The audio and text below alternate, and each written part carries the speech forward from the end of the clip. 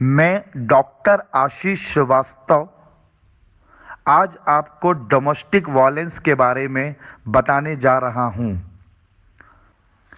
अब प्रश्न ये उठता है कि ऐसी महिलाएं कहां एप्लीकेशन दायर कर सकते हैं। तो ये प्रैक्टिकल में भी और एग्जाम पॉइंट व्यू में भी बहुत इंपॉर्टेंट है। तो ऐसे एप्लीकेशन सेक्शंस 12 में हम दायर कर सकते हैं।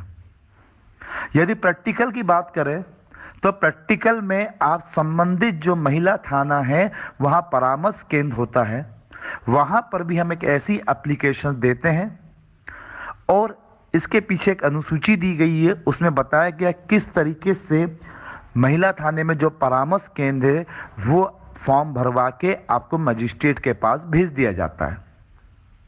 तो सेक्शन 12 की बात करें तो कोई भी एग्री पर्सन या प्रोटेक्शन ऑफिसर है ना, या पीड़ित व्यक्ति एक या एक से अनुतोष के लिए कंपनसेशन के लिए मजिस्ट्रेट को आवेदन दे सकते हैं सेक्शन 12 में। और जैसे ही मजिस्ट्रेट को ऐसा आवेदन मिलता है तो वो सेक्शन 12 के क्लॉज 4 में एक तारीख डिसाइड होगी। वो तारीख 3 दिन से अधिक की नहीं होगी। जैसे ही एप्लीकेशन मिलती है तो उसकी सुनवाई के लिए मजिस्ट्रेट साहब एक सुनवाई तय करेंगे, तारीख जो 3 दिन से अधिक की नहीं होगी। और ऐसी सुनवाई का निपटारा क्लॉज 5 में, सेक्शन 12 के क्लॉज 5 में 60 दिन के भीतर निपटारा किया जाएगा।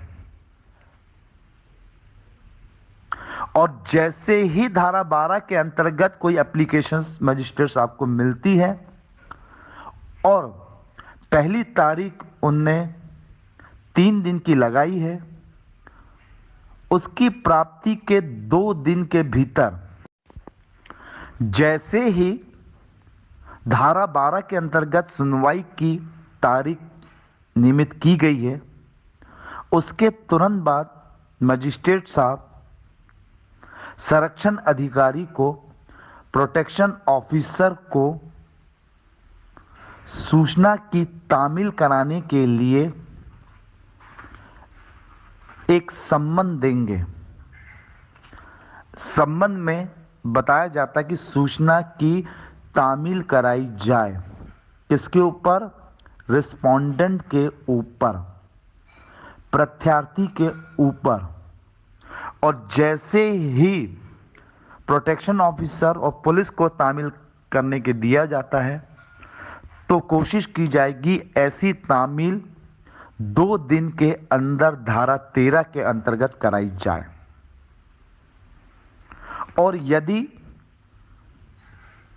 रिस्पोंडेंट पर सम्मन की तामील होती है और वो मजिस्ट्रेट के समक्ष आते हैं तो मजिस्ट्रेट धारा 14 के अंतर्गत एक काउंसलिंग के लिए दोनों को भेज दिया जाएगा, प्रत्यार्थी को, रिस्पोंडेंट को और एग्रेसिव पर्सन को। और 2 महीने के लिए धारा 14 के क्लॉज 2 के अंतर्गत कार्रवाई को स्थगित कर दिया जाएगा।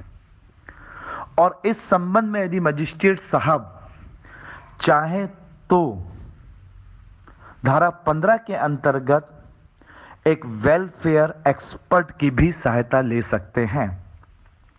और ऐसी पूरी कार्रवाई धारा 16 के अंतर्गत बंद कमरे में की जाएगी। मतलब इसे हम बोलते कैमरा ट्रायल। सिर्फ दोनों पक्षकार रहेंगे, एडवोकेट रहेंगे, बाकी कोर्ट में कोई नहीं रहेगा। जब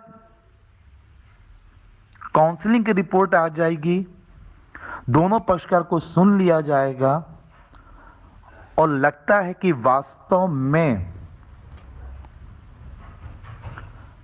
रिस्पोंडेंट ने डोमेस्टिक वायलेंस किया है